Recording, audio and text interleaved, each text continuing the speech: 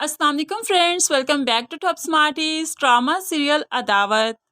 इनकसार जो आज नताशा को घर ड्रॉप करने के बाद लेट घर आया और यहाँ पर उसकी बेगम ने आते ही एज यूजुअल लड़ाई स्टार्ट कर दी। आज तो इनकसार से बर्दाश्त ना हुआ कि वो भी लड़ने लगा। लड़ाई की आवाज़ सुनी तो असद भागता हुआ आया। क्या है, क्या हो गया? वो इनकसार को पकड़ता रहा और बहन को भी रोकता रहा कि मत बोलो, लेकिन ना बेबी बाज आती थी और ना ही इनकसार। इनकसार तो असद से कह देता है, संभालो अपनी बहन को, नहीं बर्दाश्त कर सकता मजीद जिल्लत में, जा रहा हूँ मैं यहाँ से। बेबी और असद तो हैरानगी से इनकसार की तरफ देखते रहे, क्योंकि इनकसार ने कभी भी असद के सामने इस तरह से बात ही नहीं की थी। ऐसे में इनकसार घर से भी निकलने लगा, लेकिन असद उसे जाने नहीं देगा। मिन्नतें करके उसे रोक ही लेता है, क्योंकि वो जानता है कि कसूर तो उसकी बहन का ही होता है। असद की बात मानते हुए इनकसार रुक भी जाता है और फिर से अपने प्रोजेक्ट पर काम स्टार्ट कर दिया। अब सारी फैमिली खाना खाने बैठी तो ऐसे कैसे मुमकिन है कि बेबी चुप रह जाए? वो कोई ना कोई तो ऐसी बात जरूर करती है कि अगले को आग ही लग जाती है। तो आज भी मारिया को जेलस करने के लिए वो असद से मुखातिब होते हुए कहने लगी, वैसे मामू जान ने कभी तुम्हें दामाद नहीं समझा था, बेटा ही समझा था। तो तुम उनकी फैमिली का ख्याल भी तो इतना रखते थे ना? क्या आज भी उसी तरह से ख्याल रखते हो जब अंबर से मंगनी के दौरान में रखा करते थे?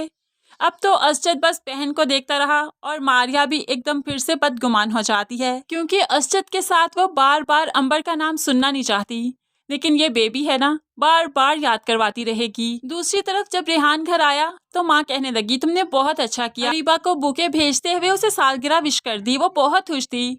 तो ऐसे में अब रेहान बहुत परेशान कि उसने तो नहीं भेजा, तो फिर आखिर वो बुके कहाँ से आया? वो कार्ड भी देखता है जिस पर अब फाहद का नाम लिखा था। अब तो रेहान को बहुत गुस्सा आने लगा, क्योंकि वो समझता था कि अरीबा सिर्फ बदज़बान है, बदलिहाज है, लेकिन आज उस पर यह वाज़िया हो गया कि वो बद किरदार भी है।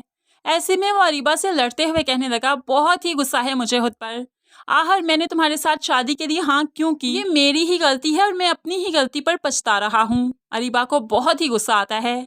तभी तो वो फाहद का सहारा ढूंढती है और बर्थडे सेलिब्रेट करने के लिए फाहद के पास जा पहुंची। फाहद इन्हीं मौकों की ही तो तलाश में है। अब वो खुशी खुशी केक भी काट रही थी और फाहद उसे विश भी कर रहा था। ऐसे में रेहान की कॉल आ जाती है, जल्दी से घर आओ, तुमसे ज़रूरी काम है। अब यहाँ पर तो रेहान ने उसे सरप्राइज पार्टी ही देनी है, तभी बुला रहा है। रेहान की कॉल सुनते ही वो घर वापस जाना चाहती है, तो फाहद उसे भड़काने लगा, कभी रेहान के अलावा भी कहीं पर ध्यान दो, तुम्हें नजर आएगा कि तुम्हारे चाहने वाले बहुत हैं।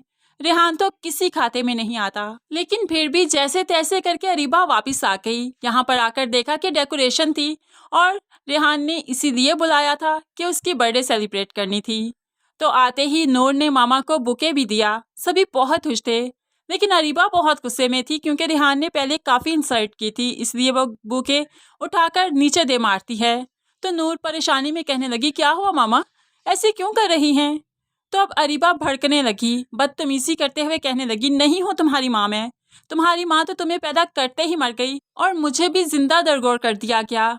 ऐसे में रेहान और सास बेगम सिर्फ अरीबा को देखते रहे कि ये बच्ची के साथ कैसे बात कर रही है। लेकिन फिलहाल तो अरीबा को अच्छे और बुरे की पहचान नहीं हो रही, क्योंकि फाहद का जादू उसके सर पर चढ़कर बोल रहा है। लेकिन बहुत जल्द ये जादू उतर जाएगा, जब फाहद की तरफ से इसे बुरी तरह से धुतकारा जाएगा और इसे फाहद की असलियत पता चलेगी। तभी यही रेहान होगा जो इसे इज्जत देगा और फिर भी इसे अपने घर की इज्जत ही रखेगा, इसे नहीं छोड़ेगा। फ्रेंड्स, आने वाली इस एपिसोड का अगर छोटा सा रिव्यू पसंद आया तो वीडियो को लाइक शेयर जरूर कीजिएगा। मज़ीद वीडियोस के लिए चैनल को सब्सक्राइब करके साथ बेल नोटिफिकेशन जरूर प्रेस कीजिए, ताकि आने वाली हर वीडियो आप बहुत आसानी से देख सकें। अल्लाह हाफिज़।